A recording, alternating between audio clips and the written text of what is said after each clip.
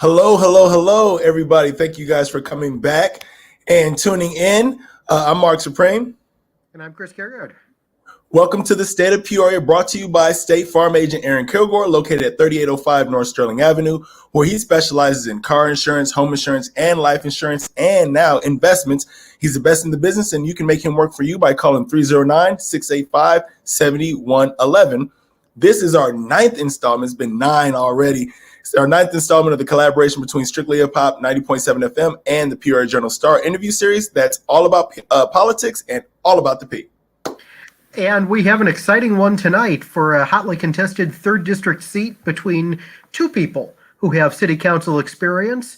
Incumbent Councilman Tim Riggenbach is seeking a 3rd re-election to the council, having first been elected in 2009, and he is challenged by Gale Thetford, who previously sat on the council at the end of the 1990s into the 2000s.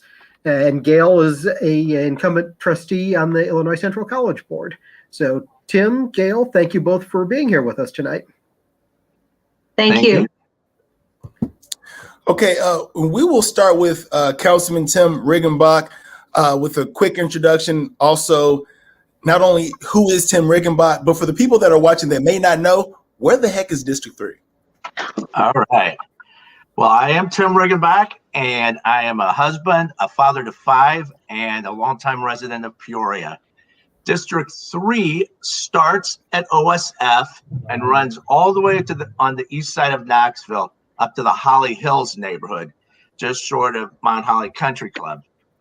At War Memorial, it jogs over to University, so it also includes the Knolls, Knollcrest, Borndale, Glencrest, and Northmore Hills. So it's a very diverse district, including Grandview Drive, Galena Road, and yeah, it's a lot of territory. Okay, well, I was going to say, and why are you running or seeking re-election for District 3? I'm running for re-election because I think we've done a lot of things that have really helped the 3rd District in the last 12 years. If you look at my commitment to the neighborhoods, for instance, we have put together a housing rehab program in the East Bluff that allows residents to qualify for a matching grant. So if you have a $10,000 roof to put on, you can qualify for a $5,000 grant.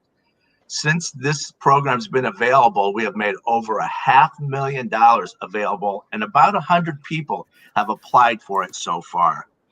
We've also made improvements in our neighborhoods. We put in sidewalks along New York Avenue by the East Bluff Community Center, along Mount Holly Road to get the kids to Keller School safely, and on Giles Lane so that there's access to the Rock Island Greenway. We've worked with the Park District and the county and put in a back entrance to Donovan Park so the western neighborhoods on the west side of Sheridan can access that. I led the efforts to help revitalize Midtown Plaza that had been sitting empty for over 10 years. We've got partnerships going with all kinds of organizations. OSF's putting in a comprehensive cancer center on the downtown campus. We have small businesses.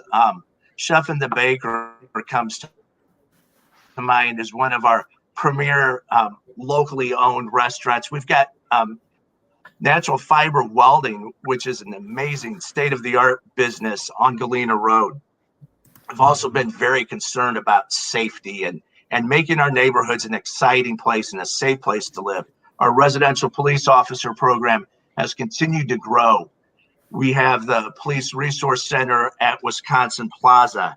We have ongoing relationships with the Boys and Girls Club, with Law and Order, with the Dream Center, with organizations that are helping provide things for our kids to do. It's really exciting to see what we've accomplished, and I think working together we'll be able to do a lot more in the next 4 years. Thank you, Councilman. And I'll throw my light on real quick. This is different because, you know, Chris, every time we start these, it's since January, it gets dark around this time. We still got a little bit of light, so it's nice to see this time. Going on to Ms. Gale Thetford, why are you running for District 3, and who is Gale Thetford? Well, thank you. I am a semi-retired attorney. I specialized in the area of elder law and nursing home abuse and Medicare and Medicaid issues. I currently serve on the Illinois Central College Board of Trustees. I also serve on Heartland Health Services Board. I'm a board member and an officer. And I also serve on Cornstalk Theater's board.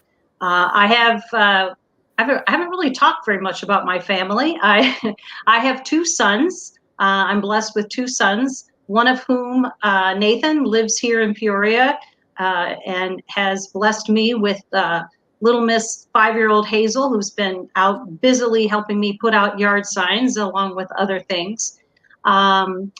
And I also, my younger son is Stuart, who was co-valedictorian of Peoria Notre Dame High School in 2004 and is currently a litigation attorney in Washington, D.C. So I do have a family of which I am very proud. So as far as why I'm running, I'm running again because I'm concerned about the trajectory that I see that the city and the 3rd District is moving in. In my discussions and conversations with people of the 3rd District specifically, they're very concerned about their police and fire protection specifically. They're concerned about the loss of many public services, and they're very, very concerned about the raises in property taxes and the imposition of fees that have occurred over the last 10 years in particular. So I think I have a different philosophy than the incumbent. I can proudly say that when I previously served on the city council for 8 years, we never increased the property tax rate. In fact, 2 years we decreased the property tax rate. There are a number of things that were mentioned as far as accomplishments, and I'm certainly cognizant of the fact that there have been accomplishments. I would like to point out on a few of them that I actually also played a role in the revitalization of Midtown Plaza in my role currently as a board member of Heartland Health Services, because Heartland is the entity that's partnering with OSF with respect to that facility. Also, I played a role as well in the establishment of the Police Resource Center at Wisconsin Plaza, because I was one of the board members that was very supportive of Heartland purchasing Wisconsin Plaza after the departure of Kroger Food. And we initially talked about the possibility of a substation. Instead, we now have a police resource center, and in many respects, that's possibly a better fit for the neighborhood. I would dispute the fact that that there's been an increased emphasis on safety, public safety, in the last few years. I recently put out some information about a reduction in police and firefighter positions. I've actually been advised that my numbers as far as the firefighter positions were actually wrong, in that they weren't big enough. I've actually been advised that since 2018, 35 firefighter positions have been eliminated, and 11 more were anticipated, but an agreement was reached between the firefighters and the city with respect to an unfair labor practice. So, okay, so now that's way too long. I promised I wasn't going to go on and on, so I'm going to stop right there. Thank you. No problem at all. Thank you for the introduction. I'll stay with you real quick before we get to Chris and some more questions that he has. And by all means, everybody that's watching, if you have any questions, please jump in the comments and we'll definitely address those here momentarily. But you alluded to the fact that you were already on council before, served 2 terms. What do you bring to the council that's different this time around versus the last time you were in office? I think that's a really good question. Besides just the fact that I'm a little older and maybe a little wiser, actually, I think I'm a lot wiser.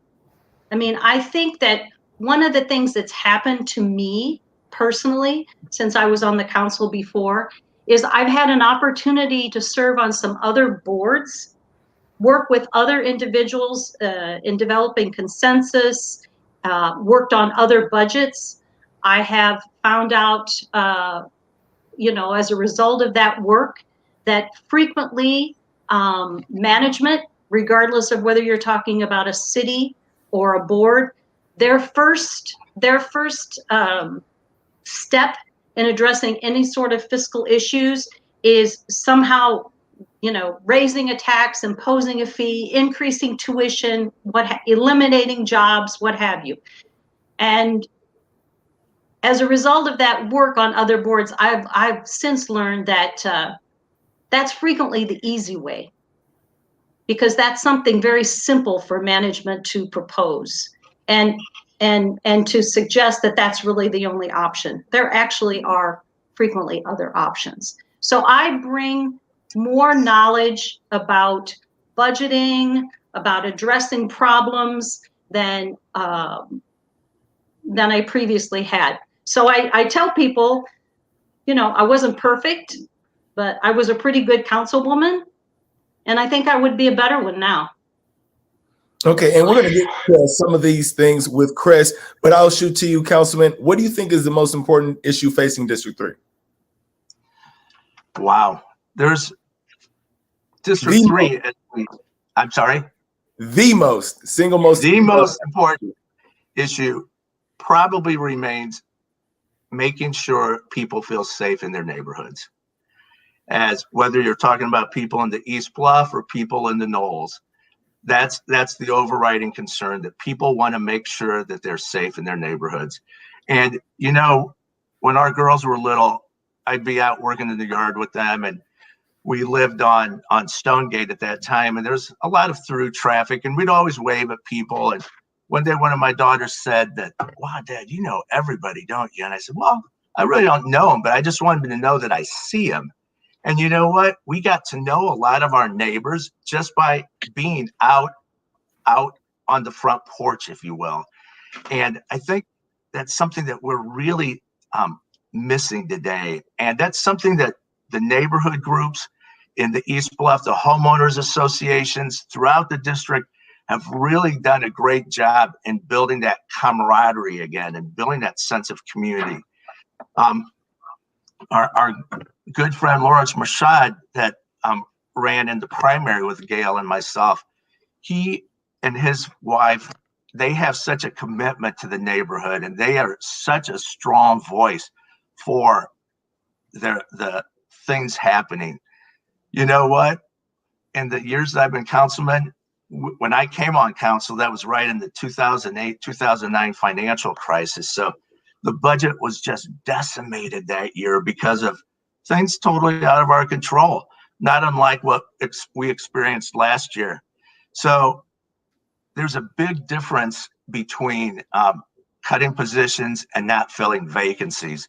We have such a commitment on the council and personally to maintain that safety. I mean, for crying out loud, with 5 kids, I've got a vested interest in making sure that my neighborhood's safe, as well as the neighborhoods throughout the district. Thank you, Chris. Okay.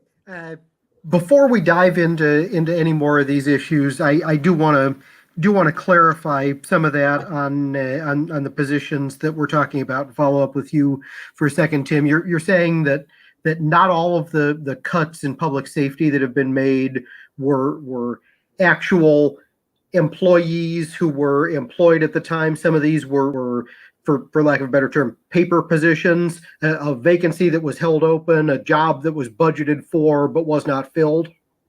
How Yes. many are we talking? How many are we talking there? When we look at what was just done recently, I can't tell you that it was 10 or 12, but it was in that vicinity, in the police department in particular. We are constantly out there recruiting new officers because the training process is quite extensive to get them onto the streets. So we are always looking for, new recruits, if you will. And in fact, I'll take a quick sidebar, if I may. this past year in 2020, when we brought some new officers on in the spring, they weren't able to get into the academy until fall. So they worked in community development for a few months. And that way they were able to get out to the neighborhood, get to know folks on a different level without a badge. They were able to see some of the challenges that are happening in the neighborhood. And then when they got sworn in later in the year, they had a whole different understanding. So a lot, particularly in police, fire not so much, but with the early retirement incentive, there weren't people that were laid off. There were vacancies that were not filled. Chris, Mark, could I possibly address this safety issue? Absolutely. Or- If you want to talk Okay. about the Okay. vacant positions versus active positions, and I'm going to dive much more into public safety as we move on here. Well, it just actually, I really just wanted to, since we actually have to settle on one, I've actually done some polling this time around as far as the campaign is concerned. And there really are two issues that kind of are almost equal in terms of the response from people that we've talked to. But one of them most definitely is public safety. So one of the primary issues as far as people, and I can only speak from a polling standpoint, as far people of the 3rd district, is public safety. And we can talk a little bit about, okay, so which positions were actually filled, which were vacant, which maybe just became vacant. But the bottom line is with respect to police and fire, their number of positions, number of officers, number of firefighters has been reduced significantly over this 12-year time period. I mean, there is a reason why I've been endorsed by the Peoria Police Benevolent Association and by the Peoria Firefighters. And it's not because I don't support public safety. It's because they are very concerned, not just, of course, with respect to Councilman Riggenbach's position about public safety, but they're concerned about other members of the council as well. And I guess one of the things, just last week, and again, we want to quibble about which ones were open, what have you, but just last week, Tim, on Roger's radio show, you stated that you want to look at further reductions in fire. Now, you didn't say police, but you said you wanted to look at further reductions in fire. So now maybe that's some open positions, maybe that's filled positions, I don't know. But I just wanted to reiterate that the primary issue that I'm getting from people is public safety. The other one that is almost exactly right on target is taxes and fees. Tim, do you have a response to that? If not, I want to dive into some other questions here. Let's get right to your questions because there'll be plenty of time for give and take. Okay. All right. And I suspect we're going to have some of it here. As you both are aware, and many of our viewers in the 3rd district are, Gale has sent around a mailer, and if you turn on the radio in the mornings, you'll hear 3 times during your breakfast during the mornings a radio ad that points out some of your votes on taxes and fees over the course of the last 3 terms. And I think Matt, who's doing our production here, may have a copy of that mailer that he can throw up on the screen briefly for everybody. Says Tim Rigenbach has voted to increase taxes and fees 10 times.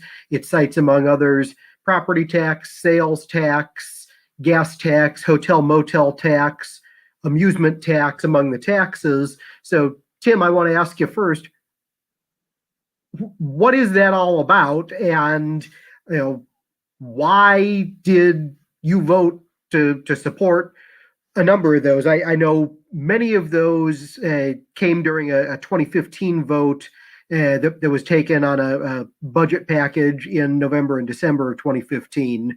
But explain to me why it was that you voted to do that.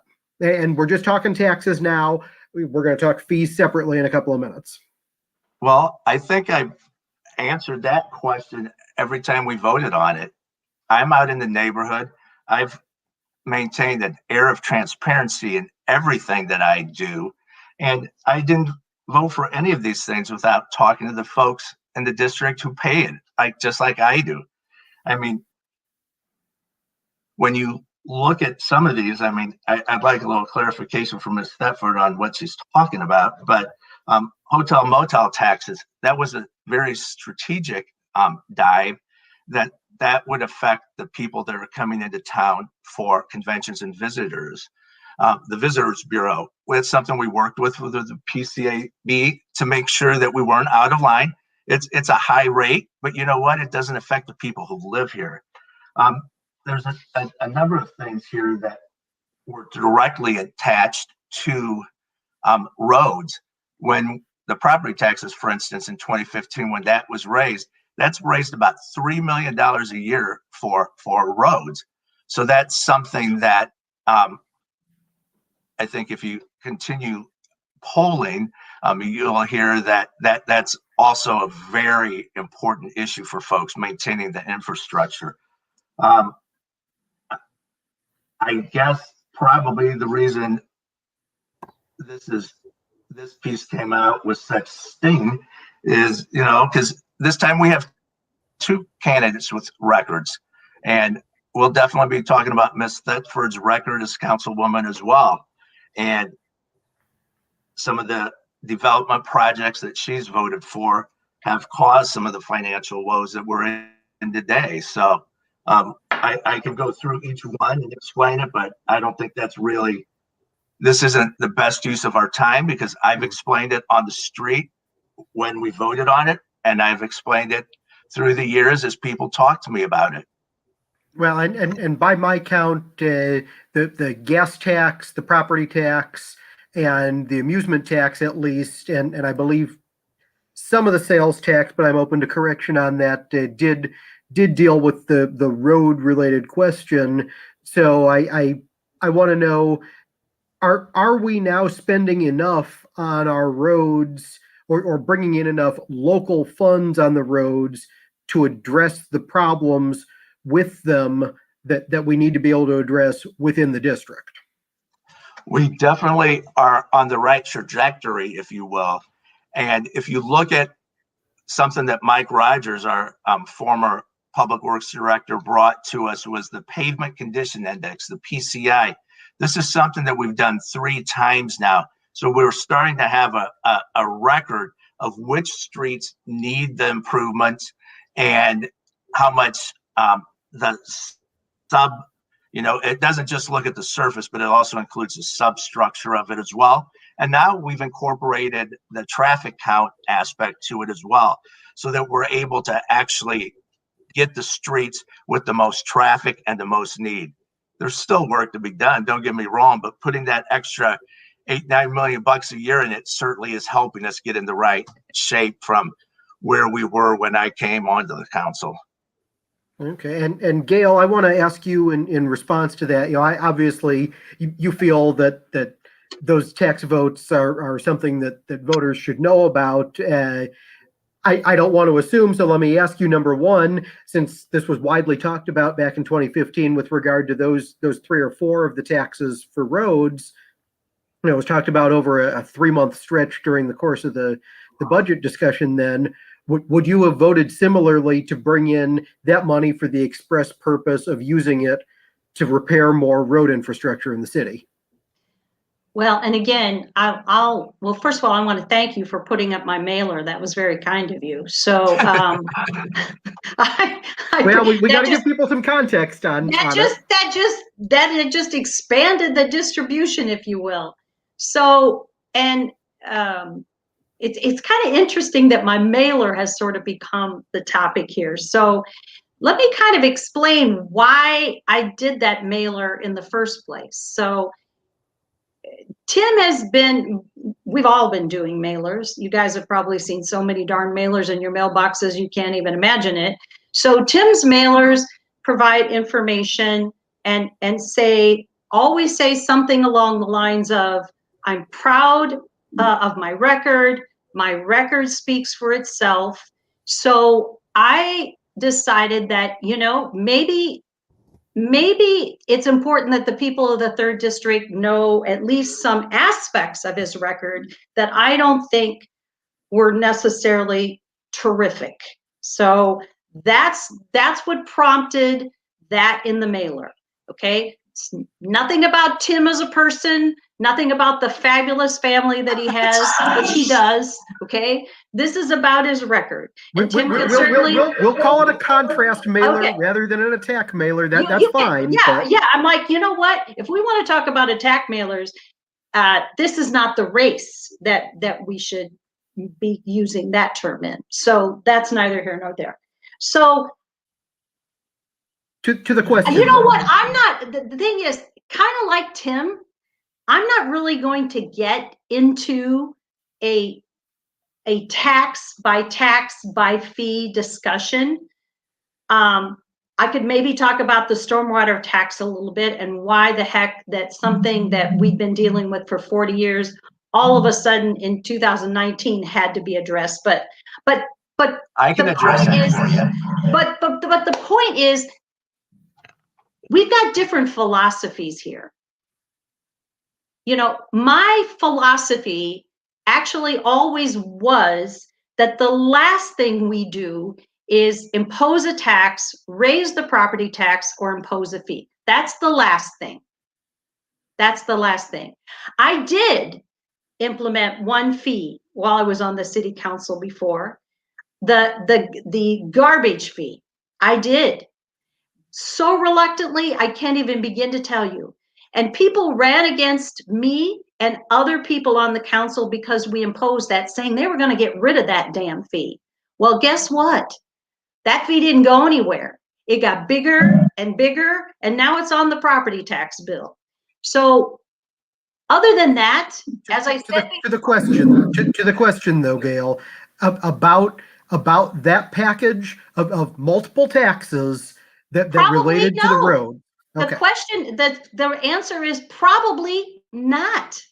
I probably would not have supported that huge package of taxes that were put on the backs of Peoria taxpayers and people of the 3rd District. I probably would not, or I at least would have spent an incredible amount of time trying to figure out if there wasn't some other, grant money or some other avenue of funding to accomplish those road repairs, for instance, or other things that we needed to do. When I was on the council before, we used to get all kinds of grants and funds for very specific projects, especially if we're not talking ongoing operations, but if we're talking capital improvement projects, we used to get them all the time. And if the city had some grant writers now, maybe they could actually at least file for some of those things. Okay. So where are we missing the boat on applying for some of those infrastructure grants now then? If we don't have anybody to file for them, Chris, I would say we're missing the boat that way. I'm sitting on the Illinois Central College Board right now. We talked about that earlier. We're poised. We are probably very close to obtaining a $25 to $30 million grant. Yeah, we had to apply for it. We did, but we're probably going to get it. I sit on Heartland Health Services Board. We just had to give back to the state almost $1 million because we couldn't in good faith utilize those funds for the specific purpose over the grant time period. So people who say there aren't other ways, there aren't other funds, there aren't other ways, maybe sometimes that's true. But I'm not convinced that there's much of an effort on the part of the city to do much more than impose a tax or add a fee right now. Well, let me jump in and say you're obviously not paying attention then. The project on North University from Pioneer Park to Town Line Road was a specific economic opportunity grant we got from the federal government because we applied for it. Good. The Catherine Murphy, who heads up our grant writing department and community development, and yes, we do have grant writers. She is renowned and has spoken at national conferences about best practices. We apply for grants all the time, Gale. That is such a ridiculous thing to say. City government is so different than education and healthcare that there's just no comparison. Perhaps being away from the horseshoe all those years, you forgot that you just don't have an endowment fund giving money to the city. You have that for education, you have that for healthcare, but for city dollars, we work for it. We've applied for multiple grants, and I can tell you a handful of them in the East Bluff, even the Attorney General grant. That was a lawsuit that Lisa Madigan had against some of the big banks, again, because of the financial crisis in 2008. And we were awarded $3 million, but you know what? Municipalities can't get a lot of grants. So we had to partner with LISC and PCCEO to be the fiduciary on those. So there's grant opportunities out there, absolutely, but oftentimes you've got to partner with people. And fortunately, we had excellent partners with the AGG, and that $3 million grant expounded into about $9 million in investment. But to say the city's not taking advantage of grant opportunities, that's just insulting to Catherine and that whole team. Well, I was told by one individual council member that the city was apprised of a $25 to $30 million grant opportunity that they didn't do anything about. Well, So I'd like to know I'll have to come up with the name of that grant and maybe do a little more looking into that matter. And that's great if you are getting some grants. That's great. I'm glad. Okay, thank you. Let's move on. I want to talk about the stormwater fee because you rolled it out there, Gale, as a question on why we're spending this money now on the stormwater project. So explain what your particular issue is with this finally after 4 decades coming to a denouement of some kind and having a resolution. What's specifically the concern with that we've had to apply a fee to pay for this? We've known for 40 years that we were going to have to pay for a fix, right? Yeah, and of course, timing is everything. So for various reasons, apparently mayors Carver, Maloof, Greaves, and Ransburg didn't feel like it was imperative to tax Peorians for that fee because they were certainly presented with that issue during their various tenures. In 2019, our sales tax was going down. This was pre-pandemic, so not all of the problems of the city are post-pandemic. Some of them were pre-pandemic.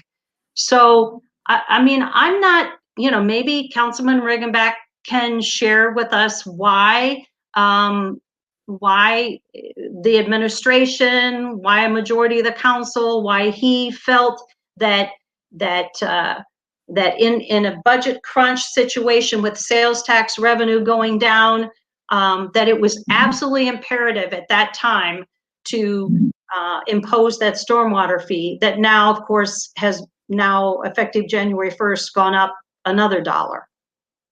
So again, as he said, I wasn't going. I'm sorry, Tim. I didn't mean to interrupt you. I apologize. I'll be quiet. I thought you were done.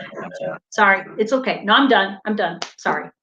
I guess the real question is, knowing that the EPA sued us, as Chris said 40 some years ago, why those previous councils weren't preparing for it. Why that original estimate from the EPA was like a $250 million fix. And we've had all these councils, including the 8 years you were there, and this issue was just ignored and pushed aside and said, oh, well, we'll worry about that later.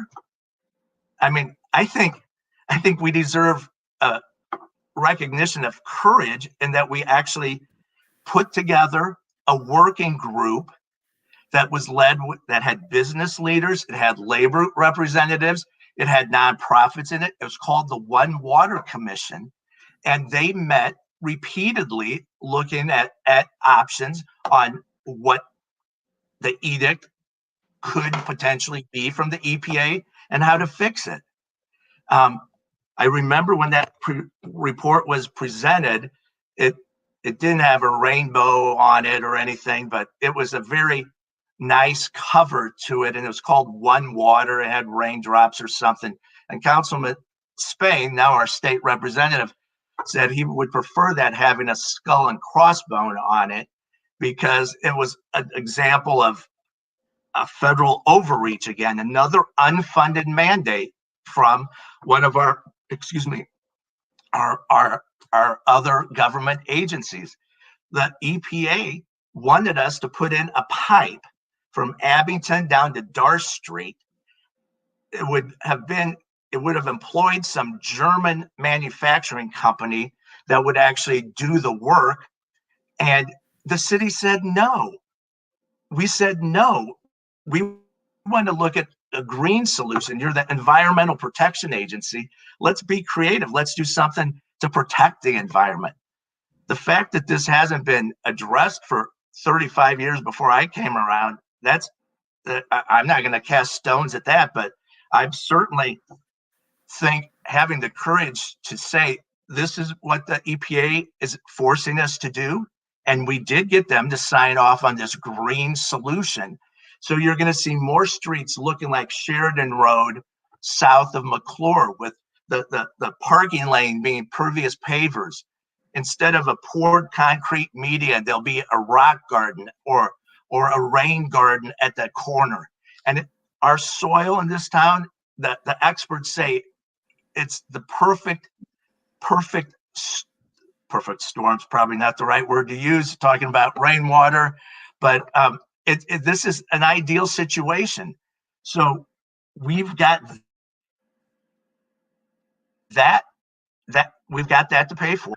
And then there's all these stormwater issues throughout the neighborhoods that have been ignored for years. So we're actually making grants available to homeowners. I met with a lady last weekend, just across from in Knoll Air, and she gets her backyard gets flooded, and we made her aware about this private property. There's all kinds of ways that we're using this stormwater thing to help the residents, because this is a problem that just drive down. Sorry, I get a little worked up, but drive down Knoxville in front of Children's Home, or on North University down by Dixon's when it's a rainstorm, and tell me there aren't issues.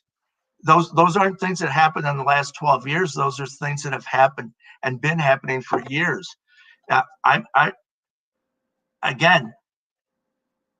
a big believer in fiscal responsibility, and I'm hearing Ms. Thetford say she doesn't want to raise any taxes or fees, but she also doesn't want to make any cuts. So I unless there's some grant out there in heaven that we haven't applied for yet, I'd like to know how you're going to balance the budget.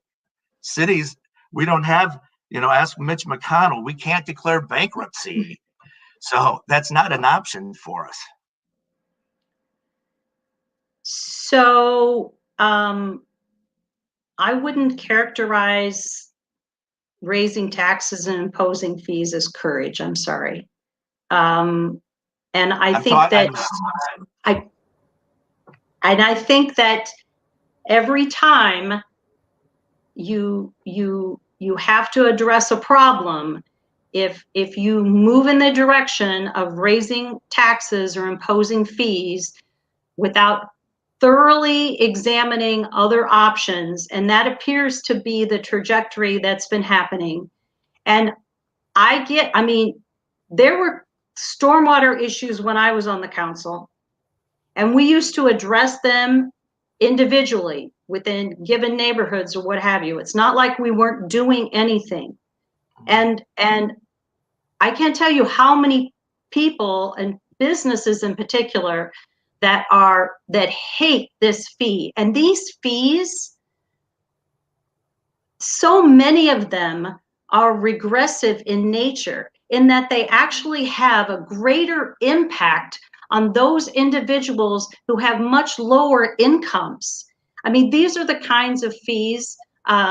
It's hard for me to believe that I actually hearken back, but I remember former Councilman Sandberg talking about the regressive nature of fees and how the impact is much greater, and how that we have to take that into consideration when we think about imposing fees. So again, I think we have a different philosophy of addressing issues. Now, that's not to say that there might be a given circumstance in which, if Councilman Riggenbach and I were on the council together, we might actually agree on something, an issue, but I'm not so sure it would be in the area of taxes and fees. Okay, I just don't think it would be there. Thank you. I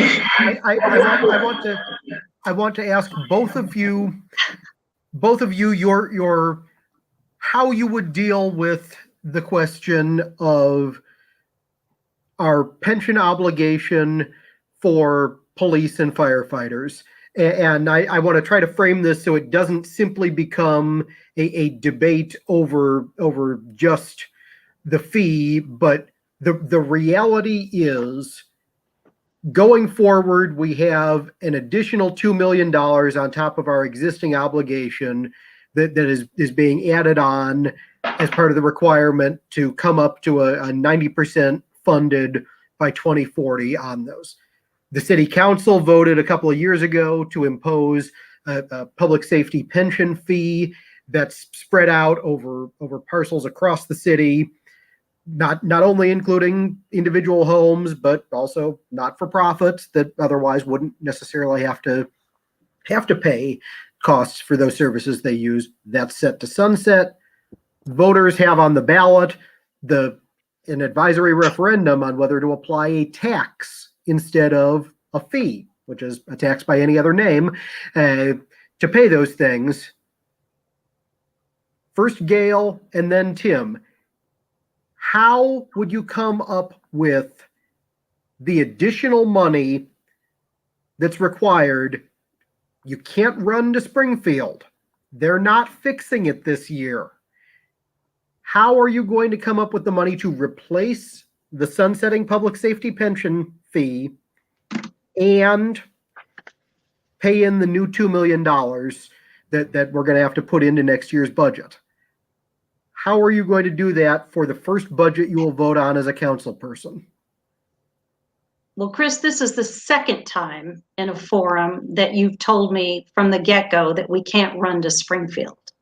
And that's because Springfield has shown no indication that they're addressing it this year. And both Councilman Riggenbach and I agreed, as I recall, that you can't automatically take that off the books. Okay. Okay. I'm pretty sure I remember, and Mark, you can maybe you remember that. Okay. So I'll start first. You're a lawyer, Gale, so we'll stipulate we all want Springfield to solve this, but without a hearing on a bill going into April, let's be realistic about it, please. Well, and again, I'll just say a couple words about that with all due respect. Mm-hmm. So, so Springfield has developed the parameters of these pensions. Mm-hmm. So to say that they couldn't do a couple of things, step up to the plate and help with a little bit of that unfunded mandate would be an understatement, because they could. They most definitely could. And they could also push out the time frame, or they could change the percentage of how much, because to some extent it's arbitrary as to the percentage that has to be funded by a certain date. So to give Springfield a pass, which we do in so many other ways, with respect to so many other unfunded mandates, is unfair. And the other thing that's unfair, well, first of all, if those two questions on the ballot aren't defeated in a resounding way, I will be astonished. I will be very astonished. So what that means is there's a really good chance that you have the people of Peoria saying, we don't care how you figure it out, guys, but you figure it out and don't give us that tax again, or don't raise it or whatever. But again, we won't know that until April 6th. And I have to tell you, and I've talked about this in other forums before, it's kind of like you throw out the whole pension issue and you act and you start to frame, the city is starting to frame their fiscal problem around pensions, and particularly with respect to police and fire. And so it's like police and fire have become the reason that the city of Peoria has no reserves, the reason that they have had to impose all these taxes and fees. And it's just, I don't remember it being this way when I served on the council before. So guess what? I would not reimpose a public pension tax. I think that we have got to start doing some other things. We've got to start being more business friendly. We've got COVID relief money coming. Yes, I know we can't use it for the pensions, okay? But we can use it for a lot of other things that we need to spend money on. And we can move some of those funds to address some of the pension woe. There's a good chance that in addition to the 45 to 46 million that's going to be dropped in the city's lap over the next, I think I heard people say year, that there's some additional COVID relief-like funds coming down the pike even after that. All you have to do is read the newspaper, and at least you see that those things are being proposed. So other things are happening too. As we come out of this pandemic, more businesses are going to open up.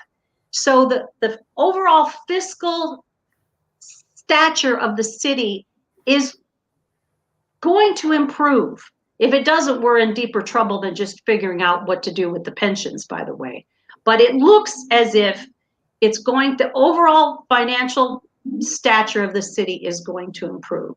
So if I'm elected and I'm on the city council, am I going to vote to reinstate to whatever this public pension fee? No. Am I going to, can I tell you exactly today how we're going to figure that all out? No, because I don't know exactly when that vote comes, what our overall fiscal situation is going to be, how we're going to allocate those COVID funds, where we're going to be able to release some funds.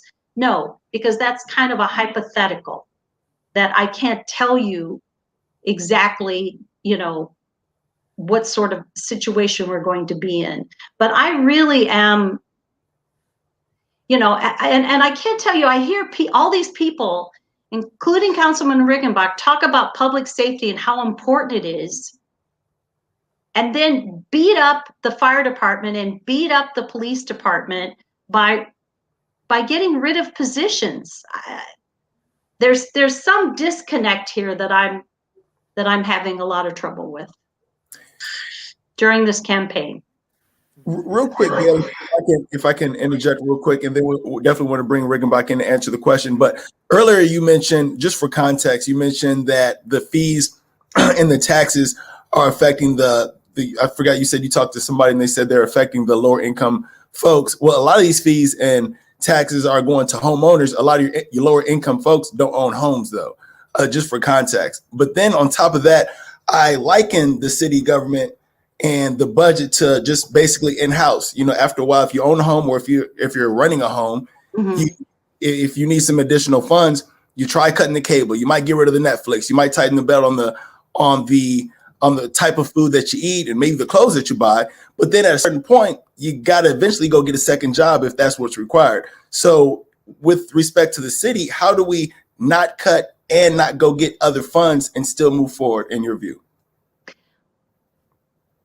Well, and again, it looks like they've already pretty much cut about as much as they can. So my understanding, and correct me if I'm wrong, is that currently the budget is that there aren't issues in the budget. In fact, with the addition of the COVID funds, there's thought that there's not even going to be a need to borrow 10 million that previously was discussed. So, and while you're right about the fact that, individuals that rent don't necessarily have to pay these taxes and fees, we have a lot of homeowners who have, moderate homes, moderate homes in the East Bluff, moderate homes in Averyville.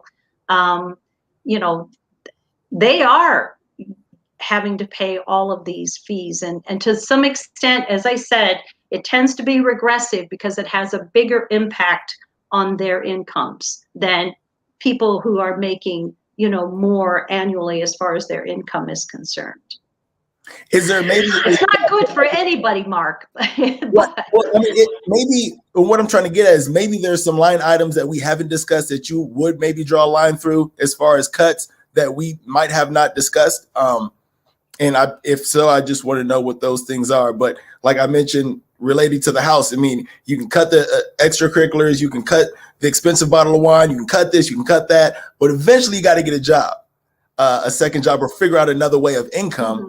I'm just curious as to what that income would be in your view. And again, I'm certainly not here today to talk about any additional cuts particularly as far as staffing in the city is concerned, because I don't think that's the direction that people want to go. You don't see, I've said this, and you don't see other municipalities raising taxes and imposing fees and cutting programs and services at the same time. You don't see that. So that's what Peoria is doing. And somehow we got to stop that trajectory. So I'm sorry if I haven't answered your question, Mark. And that's okay, but I'm just saying those other cities that aren't doing that also, for context, we'd have to look at their tax base and see what they're working with. Because again, you see people that have $500,000 households and they're not cutting anything. You know what I mean? If we're not that $500,000 household with respect to government budgets and things like that, I'm just trying to figure out what line items. Tim Riggenbach already mentioned, and you as well too, just figuring out what we could do with grants. And I by all means don't work at the city, so I can't tell you what's going on grant-wise. But if we're cutting where we need to, or if we are bringing in the taxes and imposing the fees because we have to and there's no grants available, you or Gale or Riggenbach, either one of you guys can answer. I'm just curious, and I'm sure the people watching will be curious too. What do we do? Or are we at a state and are we in a moment in time in Peoria where we just got to keep on pushing? There are no answers, because I'm open to hearing that as well too. Are there some issues that we're facing financially and fiscally that we just don't have answers to, and that we're just going to have to wait it out and see what happens, or what? I don't know. I one of the things, I don't really feel like there's a great vision right now as far as the city is concerned for expanding its tax base. First and foremost, we have to support the existing tax base. We have a lot of businesses that have closed. Some of them are struggling. You have, Peoria Heights, I think, has given most of their business as $4,000 to $5,000 to kind of help lift them up during this pandemic. That might be too much to ask for Peoria and the number of businesses that we have. I know we've been giving some assistance, and to the extent we have, that's great. Perhaps we need to do more. But we have Peoria actually has a lot of has a lot of wonderful assets that I don't think that we're capitalizing on to try to increase revenue. As I previously said, I do think that the overall revenue picture is going to improve for the city, you know, as we hopefully get post-pandemic. I mean, I think we're seeing a little bit of that. I don't think my understanding is the city wasn't hurt quite as badly as it expected with respect to sales tax revenue during the pandemic, which is good. And that, but That's we supposed to be the Amazon factor. okay. So we can finally collect the Amazon taxes. Well, right? that's helpful. But again, I think that we need some vision. We need to capitalize on the affordable. We just had an article in the Journal Star just had an article in the paper about people moving from North Carolina to Peoria because of the wonderful housing and how affordable it was. You know, now that people are working so remotely, and probably to some extent going to continue to do that, maybe we need to kind of tout that, the affordability of our housing stock as a way to increase our property tax base. That's not our business. I think we could do some partnerships with the Port Authority, as some other cities have done. I mean, I don't want to go into I just think that there's a lack of vision, that there's a lack of research into opportunities to expand our tax base, to do a better job perhaps of attracting businesses that can complement the incredible healthcare industry that we have here in Peoria. You know, I'm not sitting here thinking necessarily that there's some big, huge company that's going to come into Peoria and offer tons of jobs and generate significant sales tax revenue or what have you. That would be wonderful if that would happen. But it's probably going to be incremental things that we do in a number of areas. But any or all of that we do is an improvement over just automatically imposing a fee or raising taxes. I mean, I'll stop. The work from home hub, that's a new one. I haven't heard that one just yet, but maybe it could take some exploration. Councilman, I'll let you get back to Chris's question, but I appreciate that time and I appreciate that feedback. Maybe we do need to get the 5-minute timer out, Chris. Huh? I'm sorry. I probably should be looking at it. I apologize. My question was probably close to 5 minutes at the beginning, so. One thing I'll have to do a shout out to my daughter, Amanda. She wrote an article for Peoria Magazine last summer, specifically about that work from home aspect. And that was her internship with the GPEDC, actually was targeting those people that are working from home who never have. And in fact, you see me in my basement here. This is where my office has been for the last 380 days. But there was a lot of things that were brought up there that need some clarity, I think. First of all, when you sit around the horseshoe, you can't deal in hypotheticals. I can't say, well, I want to think about it a little more, and Gale, we're losing you. Oh, sorry. Did I just move? Yeah. We have to make those decisions, and they are clear cut. This $46 million we have coming is going to be a huge godsend, obviously, but with the cuts we were making, we were expecting about 50 million in a shortfall. It ended up being a bit less than that. So we are not going to borrow the 10 million. So that brings that down to 36. And then council has directed the city manager to have a policy session, and that'll be coming up in May, once we know who the new mayor and all the players are, because there's a lot to be said. As far as support for business, this year alone in 2021, the city of Peoria has given over $1 million in grants to small businesses. So to say we're not supporting our small businesses is ludicrous. We've also cut the fees we've cut them, Gale, for the liquor licenses and the amusement, the video gaming thing, because we know a lot of those bars and restaurants were shut down for a lot of last year. So we've cut that. We're acknowledging the reality of what their situation has been. 2021, the city's pension obligation was $26 million. That's how much we put in. In 2025, that's going to mandate by state law to meet this 2040 mandate will go up to 35 million. So that's a $9 million increase in the next 4 years that we have to fund. I cannot say I'm going to ignore Springfield on this, because that has been the biggest driver of this. We want our police and firemen out on the streets doing their jobs, but this pension obligation is what's strangling us. It's not the men and women out there doing the work. It's what's happening in Springfield. And just by pushing that 2040 date back, or making that 90%, 75%, that would give us so much breathing room. I'm going down the path you didn't want, Chris, but if I may, just for a quick sidebar, we do have a new speaker in the House, and our own Jahan Gordon Booth has a new leadership role as well. So we know she's always advocating for us. And it's a stretch, and it's April already, call it, so it's unlikely. So what do we do? Because we've got these numbers facing us.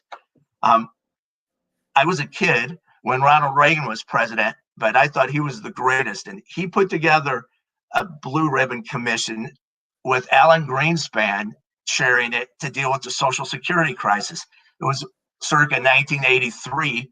And they put a lot of things in place.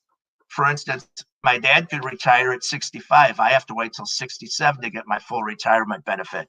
If you retire earlier, you can take it, but you'll get a haircut.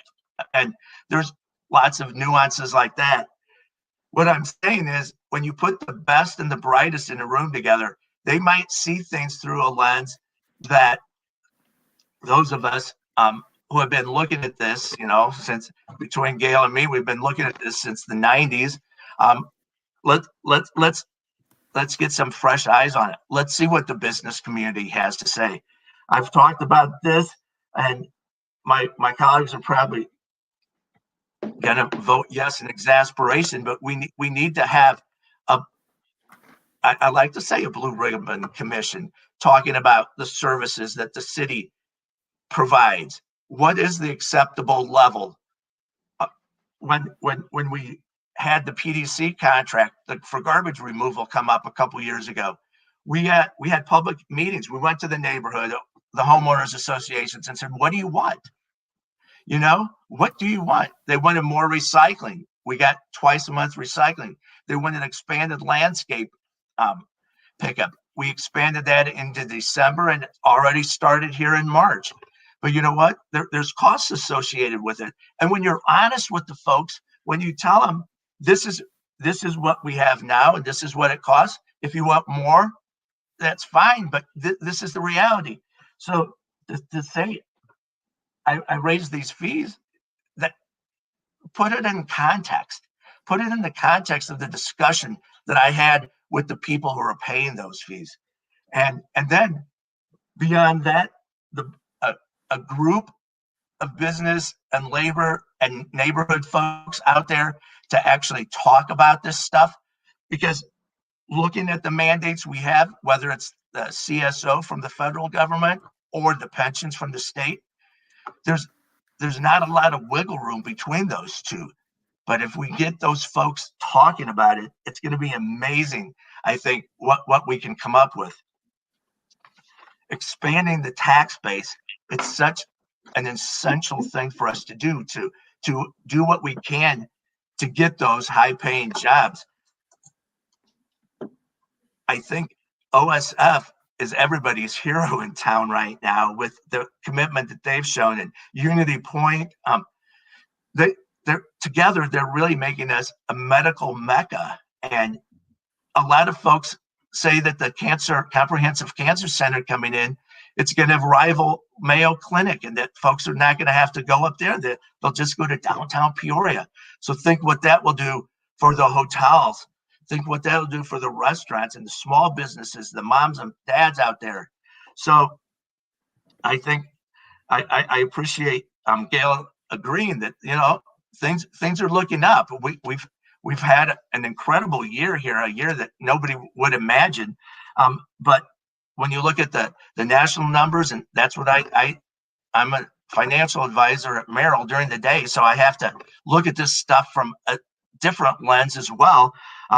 We've got the potential coming up here to start to see some of those revenue streams come back. If we can get the Civic Center open here later in the fall, maybe they could pick up where they left off with a full house and get some folks in all of our hotels and restaurants again.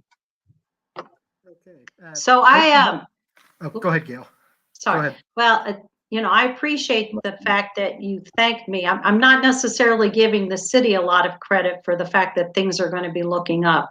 So I think things are going to be looking up because we're going to be a little more, maybe not post-pandemic, but like moving closer to post-pandemic. But, you know, when we talk, I think, you know, a sort of a flip side question, if you will, of this whole, what are we going to do about the pension stuff, which, you know, some things have been done. For instance, you know, new firefighters come in on a different tier as far as pension is concerned. And as a result, the pension cost for the newer firefighters is substantially less as far as the city's obligation is concerned. So there has been some reform that is going to assist, certainly not just Peoria, but other municipalities. But I think the real flip question of this is, do people on the council, does Councilman Riggenbach think that the answer to addressing this pension fee issue is a continued reduction of police and fire? I mean, I think that's the flip side question, the flip of that, because that seems to be, at least to some extent, you know, the answer, if you will, that, you know, a majority of the council has supported, including Councilman Riggenbach. Frame that question again. So I guess I would come right out and say, are you going to continue to support reduction of police and fire positions because of these pension obligations? I would say absolutely not. That is not the solution to the problem. The problem is reforming the pension system. And that has also been addressed with the consolidation bill that was passed by the General Assembly a year ago. It used to be that every city in the state, Decatur, Springfield, Peoria, Rockford, we had our own separate police and fire pension fund and board. And speaking as a financial advisor, I can tell you, by having these funds pooled together, your opportunities are much greater. What the problem is, again, the way our hands are tied. The state would mandate that if you're in a 40-60 or 60-40 split, that you only have so much stock and that you have so much fixed income. Anybody who deals in the financial industry knows that needs to be a fluid number depending on the environment. And that's why you have professionals to do that. So I'm not blaming the police and firefighters for this. I'm blaming Springfield for this and telling them that we need to work together to do it, because we are committed to maintaining those levels that our community expects. And to put it in those terms is a little bit disingenuous, because again, the reality is there are expenses that we have to pay, and we will pay those. I just want to go back to talking about the recovery in the economy and just point out that if this election was taking place in 2020, let's say in February 2020, I remember the council meeting in March, our first council meeting in March of 2020. Our budget was balanced. The Civic Center was bursting at the seams. The hotels were full. The restaurants were buzzing. And Peoria was the place to be. And it's just crazy to me how events out of our control have changed that. But just as that was the sharpest decline in history, the converse has also been true, and we've seen just an incredible rebound. So I think this budget is going to be a whole different story than what we went through last year, when we basically talked about how to balance the budget from May until we passed it in November. So looking at go ahead. Okay, I want to move us on off of taxes and pensions and everything else into economic development. But before I do that, I want to encourage people. I do have one question. I can go now if you want me to. Yeah, no, I just wanted to tell people to start putting some questions in the chat, because we're going to move on to those soon. But Mark, you go ahead and ask your question before I throw mine out there. Definitely. Well, real quick, Tim, with all due respect, I'm sure you'd find a lot of people that would refute the fact that January 2020 Peoria was the place to be. I think that's been part of the problem with regards to business and just residential retention, population decline and everything like that. I think a lot of refute that Peoria has been the place to be even in the last 3 to 4 years. But what I do want to ask, because you mentioned hospitals, you mentioned OSF, and you mentioned Unity Point. So I want to stay with money and stay with the medicine for both of you guys. As you guys already know, Peoria Public Schools received more than $800 million from cannabis sales as part of the Restore, Reinvest, and Renew plan. With that being said, being the former whiskey capital of the world, is cannabis an industry that Peoria should be taking a more aggressive approach on for economic development? I'll leave it with you, Councilman, and then we can go over to Gale.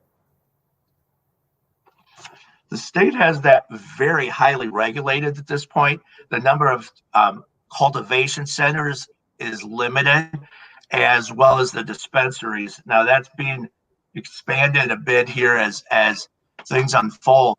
But I think the council was we did what we could to make it as inviting for those cultivation centers to appear. And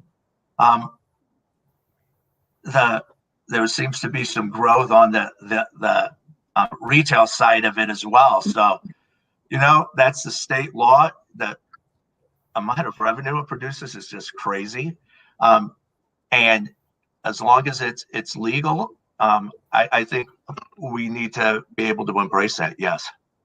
So I know you said that the city has been inviting, but what I'm asking is, should the city take a more aggressive approach for economic development with regard to the cannabis industry, not necessarily just retail sales, but the overall cannabis industry? Should we be more aggressive in that approach for economic? Man, I just heard the very tail end of that with economic. I'm sorry, that was kind of garbled. No, it's fine. Wi-Fi. Should we be more aggressive? Should we have an aggressive approach when it comes to the cannabis industry as a whole for economic development? Okay. I think we want to be welcoming, and we want to, we don't want to put obstacles up that are unnecessary. But let's be honest, there's still a segment of the population that isn't comfortable with that. So I think while we want to take down any barriers that might be there, at this point, I don't know how aggressive we would be and how well that would be received throughout the community. All right, thank you, Gale. And again, if you're talking about, vision, it seems to me like that should certainly be on the table to be discussed. If there's a policy session or some sort of committee that encompassing citizens as well as, council members, the mayor, what have you. I mean, I think that should be explored. I mean, I'm currently on the board of ICC. So we've explored, some community colleges have actually, this was a little pre-pandemic, and so things established coursework, if you will, so that people could, as students, could capitalize on the incredible jobs that are now available in this whole industry. Some schools really established full-blown curriculums. We being Illinois Central College started on, some coursework along those lines, and then the pandemic, hit, and all of a sudden, now we're trying to figure out how to go online and address the educational needs of all kinds of people.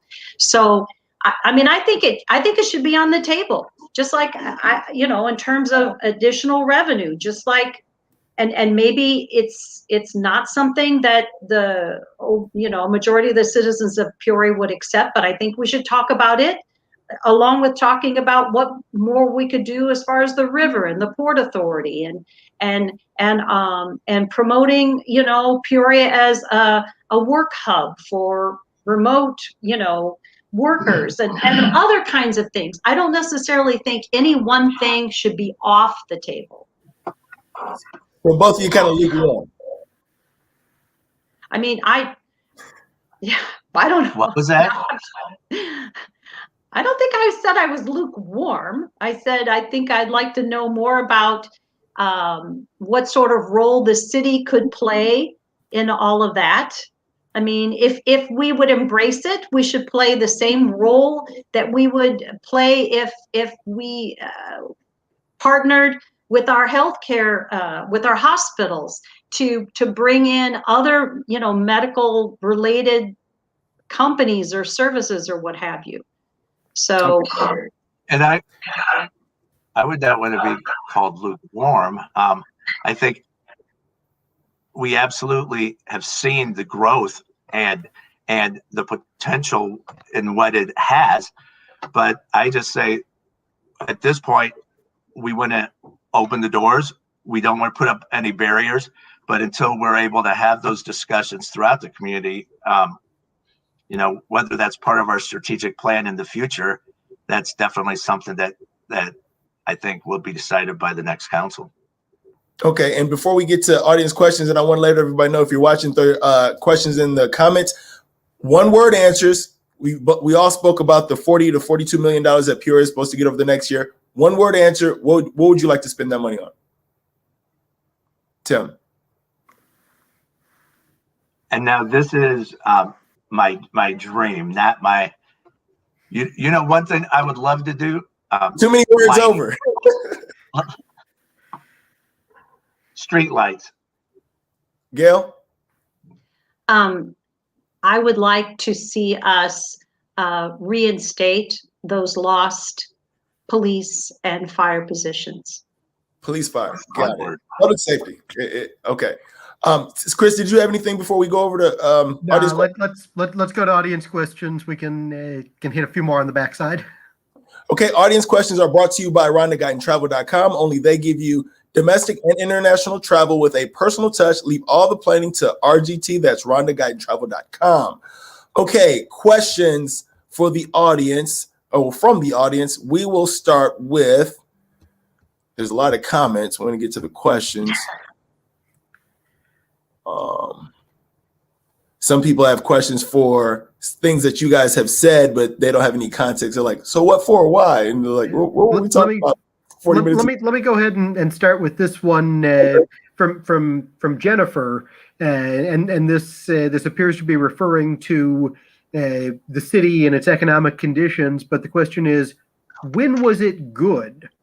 What era and why? So let's start with Gale, since we gave Tim the first crack at the last one. Gale, for the city, when was it good? What era and why? Well, interesting that you should say that. It's like, if you look at my mailer, which you were kind enough to put up, I start one of the sides with, is Peoria better now than 12 years ago? So no, I don't think it is. If we were in a position between 1997 and 2005 to not raise property taxes for 8 years and to reduce property taxes for 2 of those years, then that was definitely better. Good. Tim, your answer to that? I think that's a loaded question because people always will look back at their childhood or their teen years and say, oh, that was so good then. But let's take a look at what we got going on in this community right now. Let's look at the $200 million OSF investment in the Cancer Research Center. Let's look at how this economy is more diversified than ever, whether it's the medical field. The role Caterpillar has is obviously different than it was back in the 90s, but they still have a presence here. Let's talk about the innovative businesses coming into play here, like Natural Fiber Welding, some of the autonomous cars and features like that are coming into play. There's a lot of small businesses that are just ready to burst onto the scene. We've got the new incubator downtown that's actually helping to spur that. So yeah, we got our challenges, but I think this is a great time to be in Peoria. Okay. Mark, I'm sorry, I jumped on you there with the questions. You keep rolling with them. I know I was going to say, no, you're good. It's all good. This question comes from Sherry. She says, seeing how Evanston, Illinois used some of their cannabis taxes to pay reparations to their African-American citizens, what is your thoughts on that? This is for both candidates. We'll shoot with Councilman. I have not heard what exactly Evanston did. I think the whole way this Cannabis Act came into play, with, again, our own Jahan Gordon Booth playing a pivotal role, there was a lot of regard for some of the disadvantage and the people who had been targeted perhaps by the war on drugs and the war on cannabis in particular. So I'd love to sit down with Sherry and find out exactly what Evanston did. Gale, do you want to answer that? And if you need a little context, I know a little bit about it, so I can kind of give you guys some context, and then you can respond that way.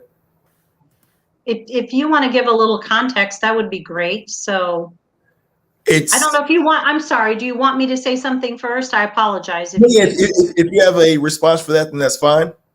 Well, I mean, with respect to usage of those taxes for reparations, I mean, I think that that's a wonderful use of that. I'm curious as to how I would like to know a little more information about how the cannabis taxes were imposed, who were they imposed on? I mean, so to the extent you can flesh that out, Mark, that would be great. It's limited, but because I've been following it the best way I can as of late. But basically, what I understand is they use cannabis taxes to give reparations in the form of payments to citizens. So it was essentially their way of just trying to pay back, as Riggenbach kind of alluded to, trying to pay back to the citizens that were targeted by marijuana cases and just disadvantaged in general through governmental practices, social, economic, business practices, and everything like that. So that was their way. I know their reparations became a national topic with, I think that came with Bernie Sanders and maybe one other public figure mentioned that within the last couple of years on the national stage. And Evanston took it upon themselves to figure out how they can work the money to pay back some of the citizens in form of reparations. So with their city share of the taxes, right? Or city share, yes, city share, yeah.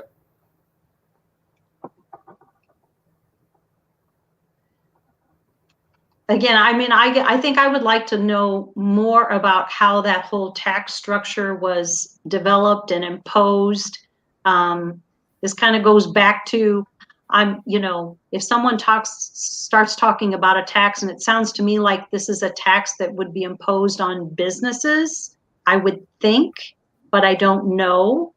I would want to know more about how it's set up, the process.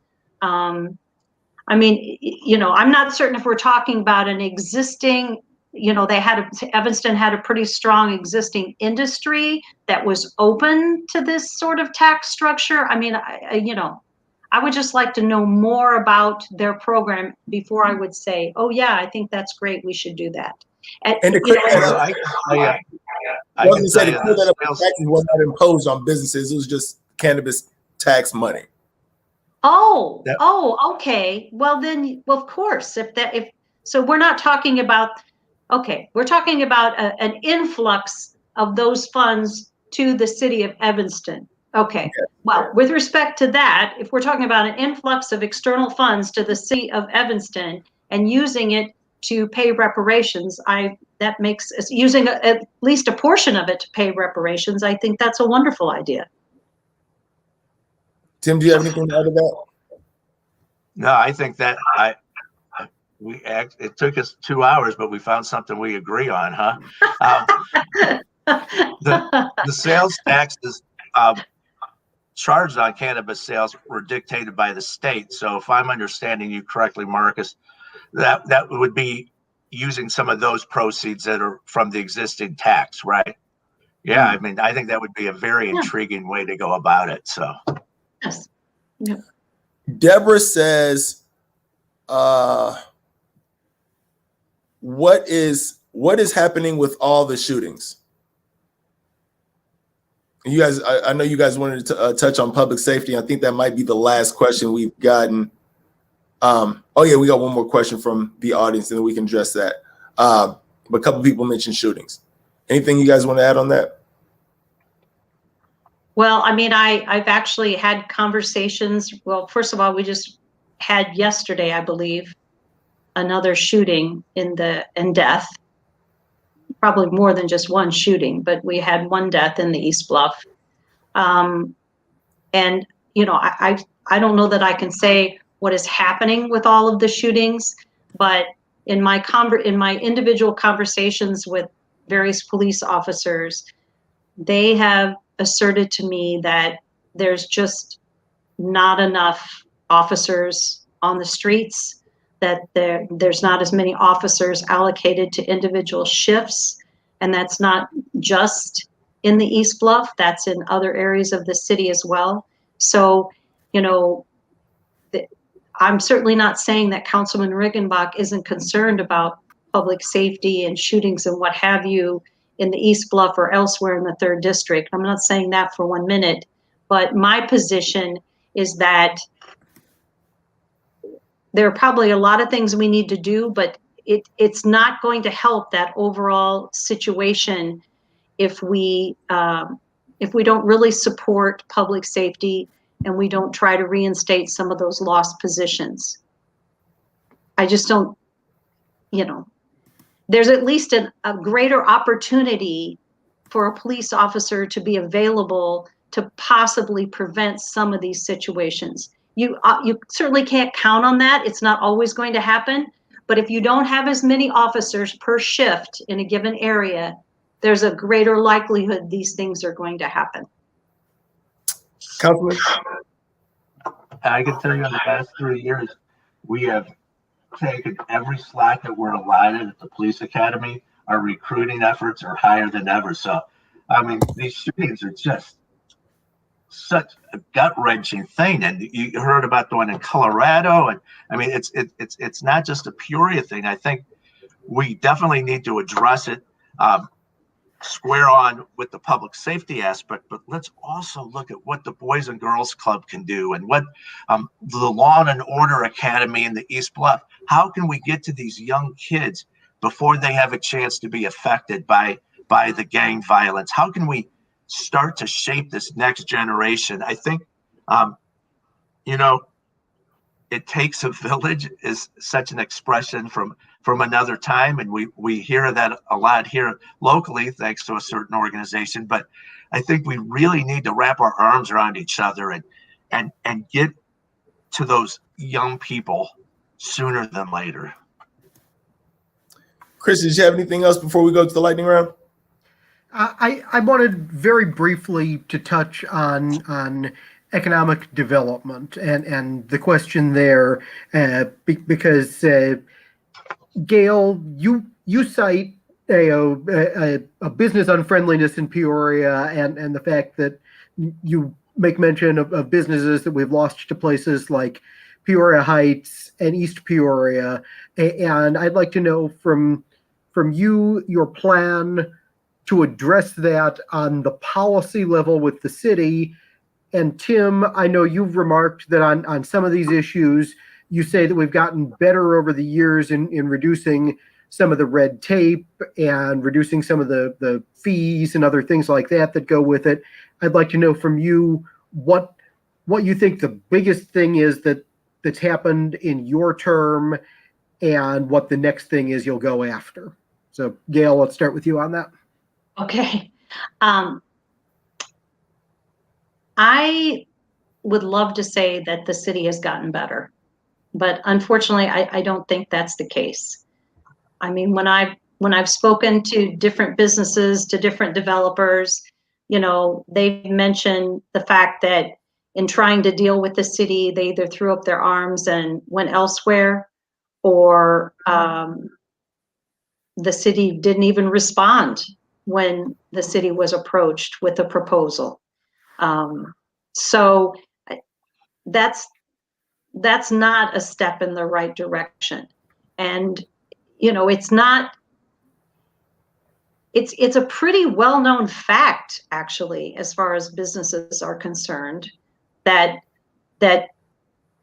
Peoria Heights and East Peoria and the city structures there are much more welcoming to businesses. And I mean, most people know that.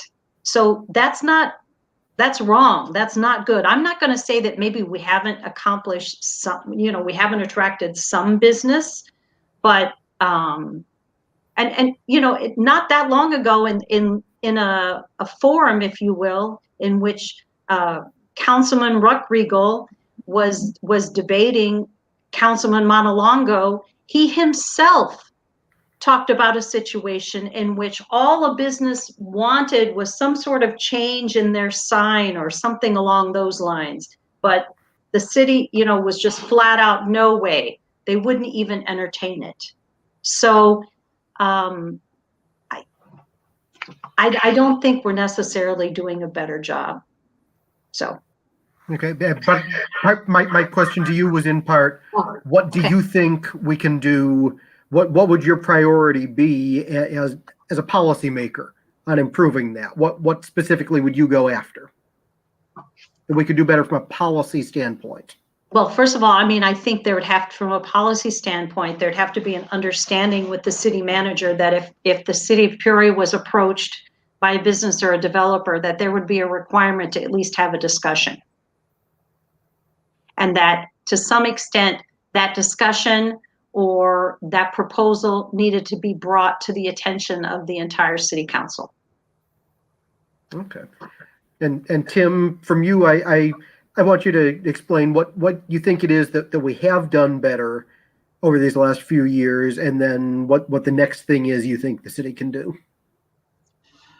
The one thing that's really helped the process a lot is the one-stop shop.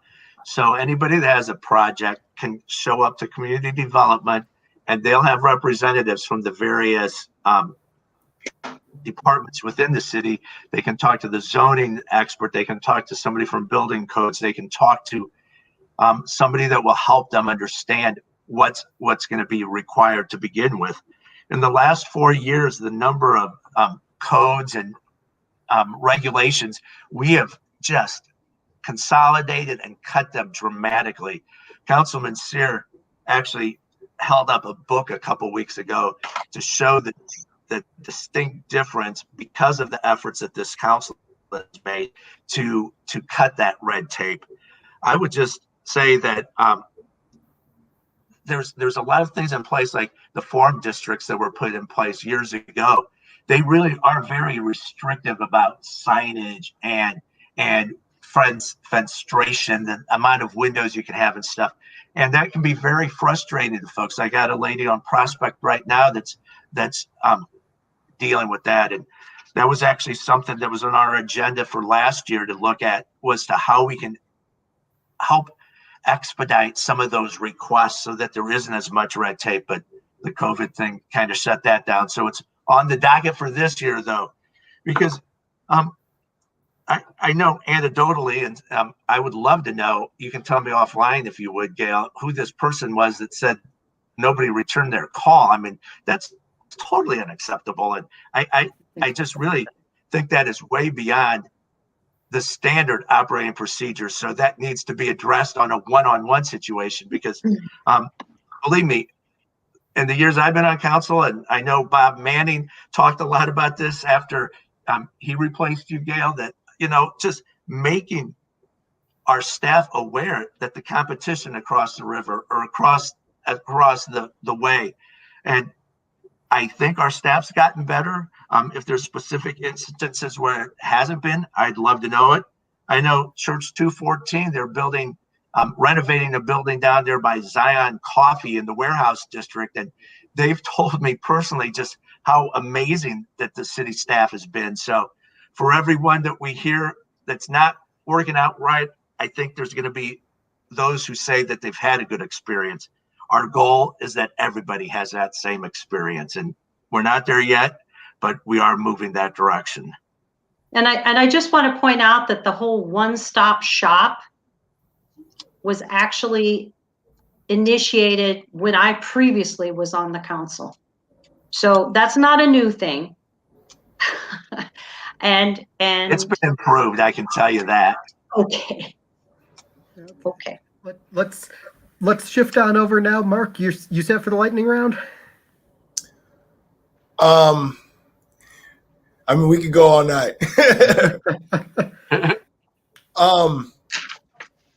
We had 2 more audience questions come in, so I just want to address those in real quick, and then a city manager question. Then we'll head off to the lightning round.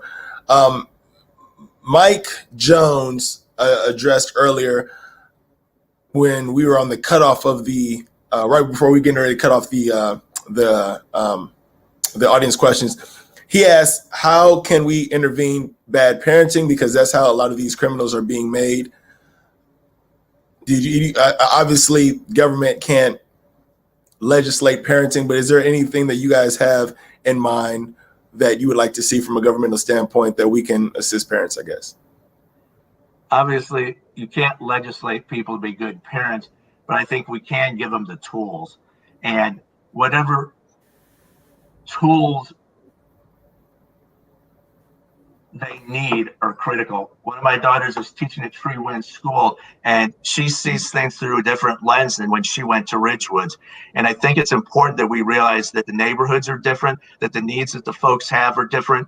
And whether we're working with churches or nonprofits or just people of goodwill, we need to make sure that our eyes are out on the neighborhood. Just like the story I told when we would wave to the folks driving by on the street, we need to get to know those folks, because it really is going to take all of us to get out of this. Gale? You know, sometimes something identified as bad parenting is really a reflection of economic distress and problems external to the actual family relationships. So from a city standpoint, you know, what we can do is first and foremost, you know, do our utmost to keep the neighborhoods as safe as possible, partner with, to the extent that we can, with social service agencies to assist them. We used to, years ago, you know, identify some community development funds that would go to various social service agencies to help provide the kind of supports that are needed by many of these families, provide some additional funds to some of the schools. And we used to give funds to the Center for Prevention of Abuse, for instance, to try to support their efforts to assist families in distress. So again, some of this bad parenting is a result of not having, you know, we can support our schools, we can support Illinois Central College to help families, you know, get post-secondary certificates so they don't have to work 2 minimum wage jobs to try to support their family, but instead they can get a family sustaining job, and that enables them to be able to spend more time with their family. So I mean, I think there's support. If there's one word I would say, it would be support. We can support the food pantry, you know, in the East Bluff, and see that to the greatest extent possible, they have food and supplies and what have you to provide to families in distress, to assist them. And last, we still do have that CDBG, the Community Block Grant money. We get about $250,000 every year, and it's a very competitive process that agencies throughout town apply for. So that is ongoing. Yeah. And last question, once again from Sherry. She says, since the current city manager has been there, 30% of the staffing has been reduced. What is your concern about his leadership? We'll go, Gale. Okay. All right. That's okay. I'm concerned about the reduction in staffing, and to the extent that is primarily coming from the city manager's office, then that's a concern to me, because as I either said or alluded to earlier this evening, one of the things I have learned in serving on other boards is that, unfortunately, it's one of the first steps or acts that administration takes is frequently to reduce staff. I've seen that at ICC in particular, as well as seen it on the city. So, and I'm very disturbed by a number of the programs and services that have been affected by the reductions in staff. We're not able to do what we need to be doing under the rental registration and inspection program, for instance. So to the extent that those things are primarily an outgrowth of the leadership of the city manager, I'm very concerned. Councilman?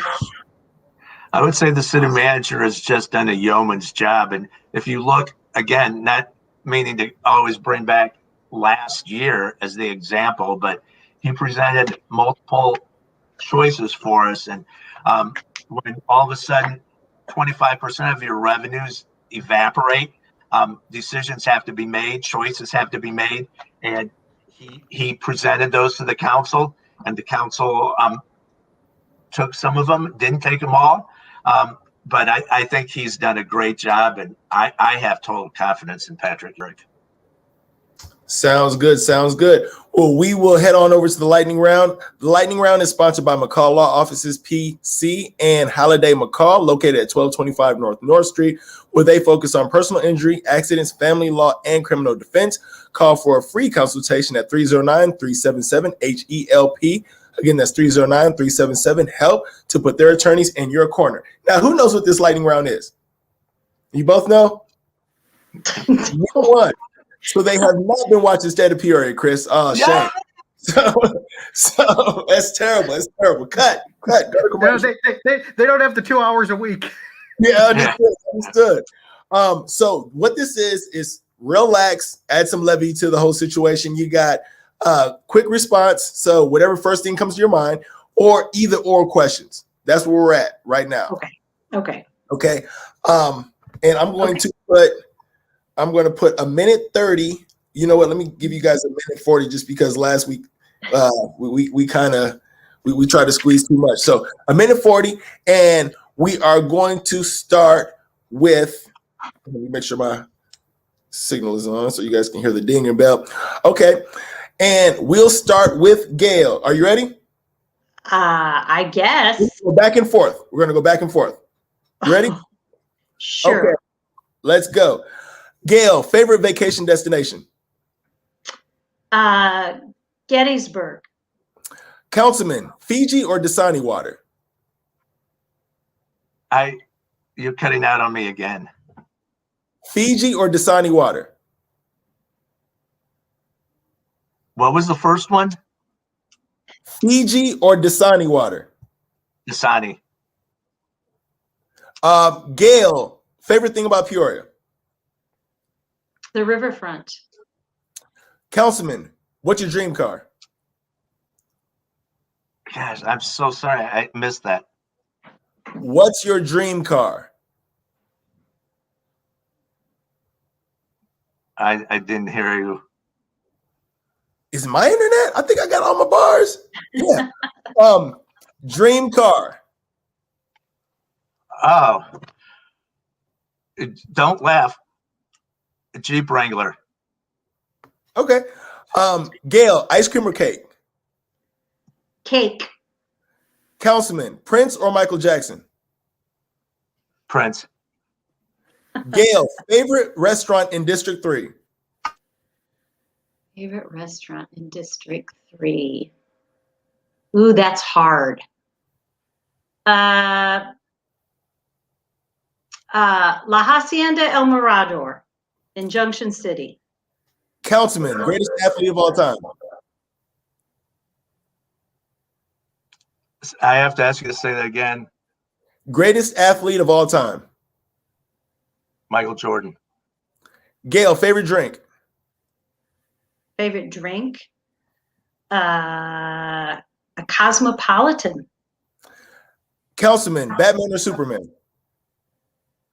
Superman. Gale, Apple or Android? Oh, Apple. Councilman, what activity do you spend too much money on? What? I missed that. I'm sorry. No, you're fine. What item or activity do you spend too much money on?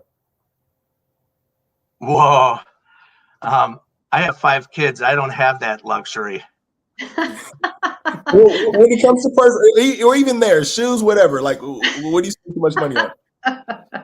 Scotch. Hey, that works. That works. And last question for both of you guys: who do you endorse for mayor?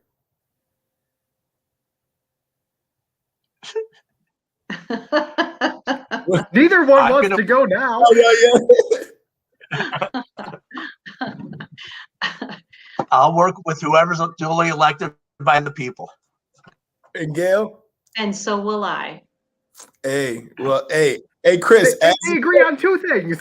Yes, Chris. As expected.